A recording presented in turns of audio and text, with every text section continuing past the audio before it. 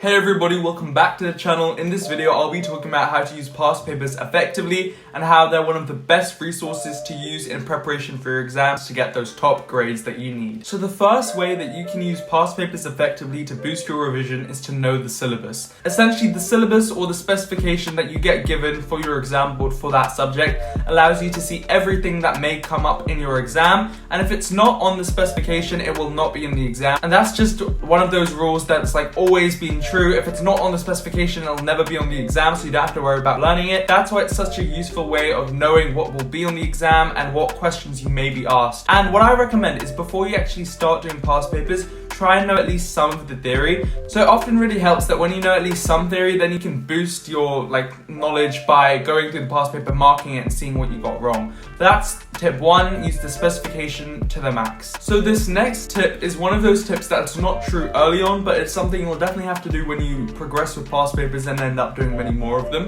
and that's to time yourself. What I recommend is you get a small analog timer, or just use the one on your iPad, phone or whatever, and use that timer to time yourself and see how many questions you can do in a certain time period, and that just allows you to work on exam technique and be able to flick through the exam, do your easier questions first, then come back to the harder ones, or do the harder questions first and then come back to the easy ones. But one of the biggest advantages for timing yourself is that it allows you to simulate exam conditions. So if you put yourself in a quiet room with a timer in front of you, you'll be essentially going through the entire process of how it'll be like in the exam. But what I meant by it not being true originally is when you start doing past papers, I recommend that timing yourself probably won't be that effective, because oftentimes you won't know the knowledge to the amount that you should.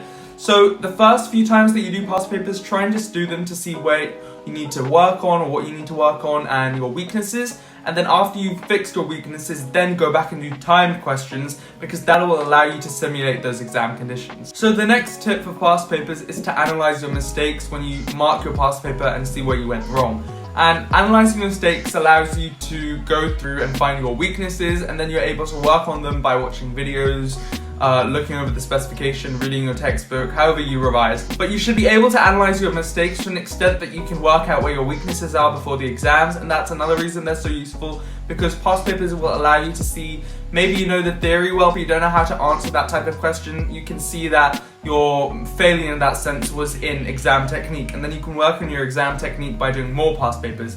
The other thing with past papers that I want you guys to know is that if you do find any weaknesses in your past paper, I recommend you make a list of all the topics, and then in those topics, under that section, you write down your weakness or what you went wrong on, and then when you come to do more revision or theory, then you can go back, do those questions, and just see where you went wrong and fix that. One of the last but not least things is to practice regularly. Past papers are only effective when you've been doing them for a while and not right at the end, maybe a week before your exams. For 10 different subjects you're frantically doing past papers. No. Something you should try and do is every time you finish a topic or are halfway through finishing a topic, start a past paper for them or topic past paper for them, whatever you can find online. I recommend that you find your past papers with Physics and Maths Tutor, Save My Exams, Maths Made Easy. All those sites have past papers available, and Revision World. By practicing the past papers regularly, you'll be able to do more practice, and then from being able to do more practice, you'll understand the topic more, get it into your long-term memory, and do really well. For example, I'll talk to you about my method for chemistry A-level revision and how I'm approaching it and how I'm doing past papers alongside it.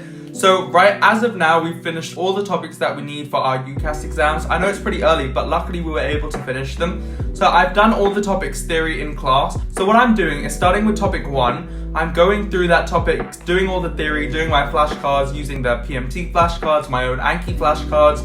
And then when I've done that, maybe for a day and a half, then I'm doing questions on it.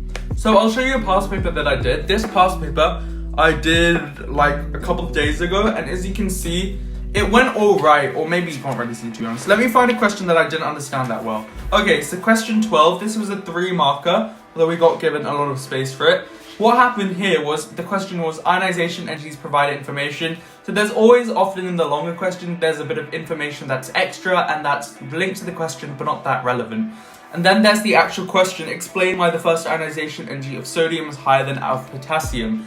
Now I can say why, because I've fixed this and seen where I went wrong. But when I actually did the question past paper a couple of days ago, you can see I only got 1 mark and a couple of things I did not add. These were the key things that I needed for the paper. I'm sorry you couldn't see that. these are the key things that I needed to add in the question that I didn't. So what I did was I went back and added it after when marking and seeing where I went wrong. And that's just the thing, you can see. Oftentimes when you start past papers or doing them for a topic, you will get things wrong. Like, that's a lot of stuff that I missed and that I could have added but just didn't know. So I went back, I fixed it, I used this book, especially if you're doing A-level chemistry.